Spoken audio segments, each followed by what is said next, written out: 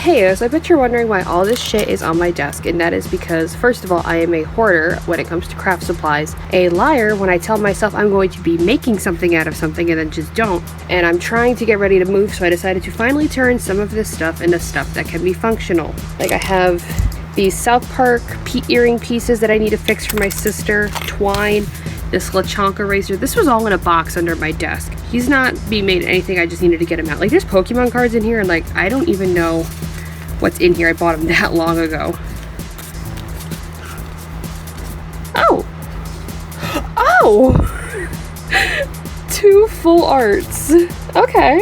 I don't remember pulling those, but that's fine. And you guys are gonna make fun of me for how I store my cards because there's like no sleeves, no nothing. They just go right in. So, whoop. And yes, I will be getting a different binder at some point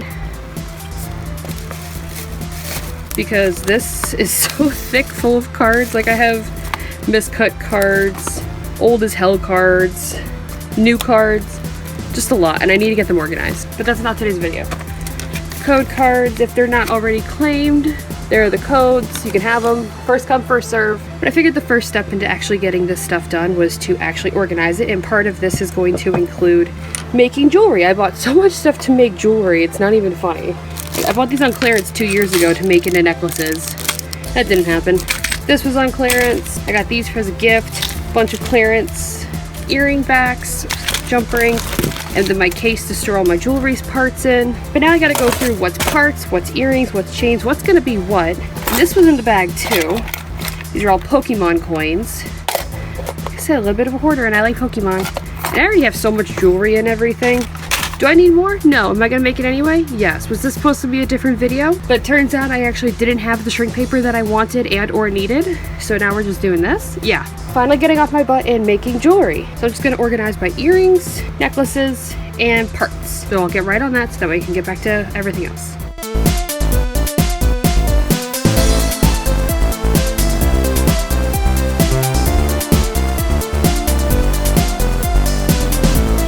Okay, now everything is organized, thank God. And I was actually able to finish one. I had this collection of like these ball chains for a little while, and I finally had one more from this dog, so now I have this awesome recycled dog necklace. He's so cute. I think I got this from the dollar store, but made a list of what earrings and everything I need, and I am going to be putting some of these Pokemon ones up on my Etsy, so we'll just see how the rest of that goes from there. So jumping right into this voiceover, I started off making a list of all of the earrings and everything I wanted to make compared to what necklaces I wanted to make, and then I started off with the easy earrings first, and by easy I mean the lowest effort possible. I honestly just took the Squishmallows, kept their lobster claws on, the things that make them charms, and just hooked them right onto the earring back. Because if I want to reuse the charm or if I need the earring back, it's so much easier to just pop that off than to pull up my pliers, which are not jewelry pliers, they are my dad's stolen pliers. Whoops, sorry dad. Just put right on the earring backs. So those ones were done. That was a huge chunk of it and I was super proud. So I decided to move on to the Hazbin hotel charms, picked out the ships, and they needed jump rings. So I put the jump rings on, and I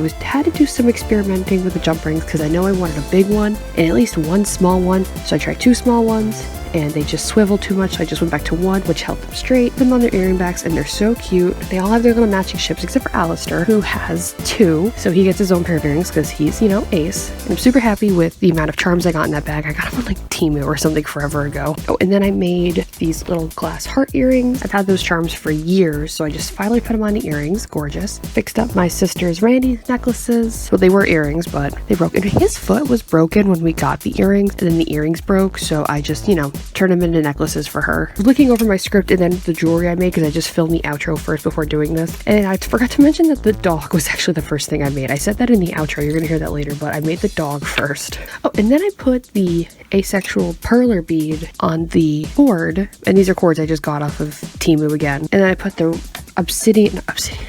amethyst obelisk on the rainbow chain, which I ended up making. Like I had bought 3 of those rainbow chains. They were on clearance. I bought 3 of them just in case. I only ended up using like 2, but I put the obelisk on the rainbow chain and then the ace on the cord, and then I was like, that looks weird. So I just decided to swap out their chains, and they look so much better. And then I ended up fixing my Youngblood choker. My mom gave me that choker, and it's like a couple segments too small for my fat neck, so I just added a little piece of an extender on it. So I fixed that, and then we're on to my favorite part, which was the Pokemon coins. And I had to experiment on how to poke coals because I bought fucking eye pins with the purpose of heating them up, but they're too thin to hold that much heat, so they weren't poking through the plastic. So I snuck into my dad's tool room. I got a screw and a nail because I was going to heat the screw up over my fucking Bath and Body Works candle. Oh no, this was from Dollar General. My Dollar General candle. And at first I was going to try screwing the hot screw through, but I decided that after a couple experiments of not just being able to push it through, I started screwing with a hole in the screw, and then I pushed it through with a hot nail, and then afterwards I gave up and just started straight up using the hot nail, which worked. But rest in peace to the first Roku coin, it's completely shattered. And let me tell you, the melted plastic from these coins stuck to the nail, so I had to either scrape it off once it was cold or heat it back up over the candle and then carefully try to pick it off. Like, I don't know, it hurt. Be careful doing this. Don't do what I do. It also smells really bad. Once I got the holes poked through, I put jump rings through them, and then I ended up having to put split rings on them just to make them whatever, because I didn't have enough of the larger jump rings that I would have liked. So I ended up using split rings, which doesn't look bad, and I'm glad they don't look bad. And I ended up just doing candy or pony beads, whatever, on each ones that match the type. Like Charizard has red, yellow, orange, black. And then I did, right before the middle part, I did a special color, quote unquote.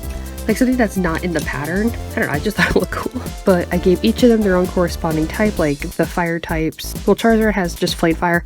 Fuecoco has something related to his body. Sprigatito, I ended up going with her shiny form with like the green and the purple. And I ended up using these crystalline beads that you could see the cord through, which isn't my favorite, but I love the crystal beads.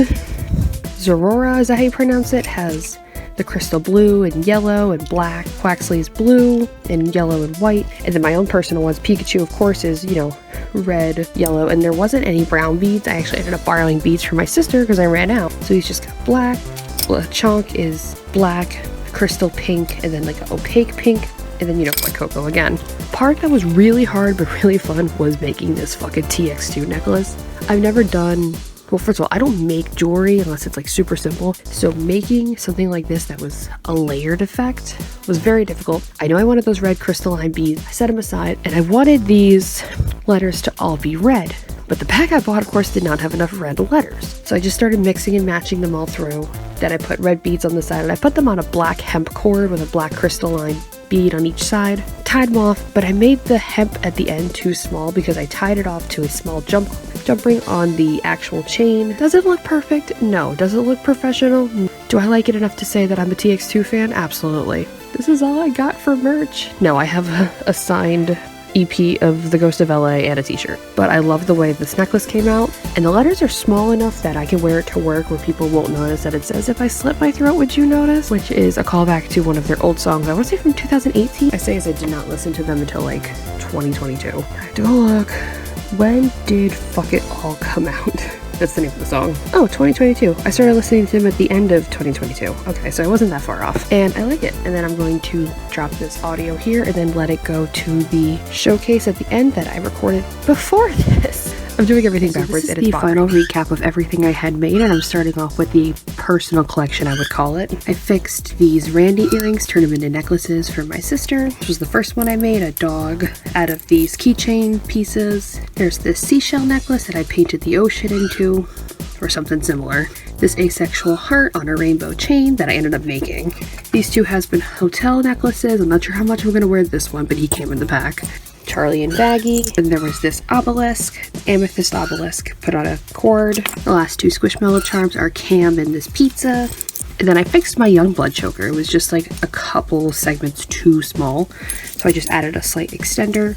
And it'll be a little bit too big, like the extender piece will hang over, but that's better than not being able to wear it at all. I love this choker. Forgot I made these. I had these heart charms, just turned them into some gold earrings. We have the Raikou Pokemon coin earrings. Alistair earrings, because he doesn't get a ship, he's an ace. Penchus and Cherry earrings. Charlie and Baggy. Husk and Angel. Squishmallows, we got our sweet treats. Burger and fries. The bee and the flower, or the cactus. And then Malcolm and a cow, which are iconic. The semi-layered TX2 necklace. Oh my god, this is so hard to show off. If I slit my throat, would you notice? And then the Pokemon coins that are for me. Fuecoco. Lechonk. And of course Pikachu.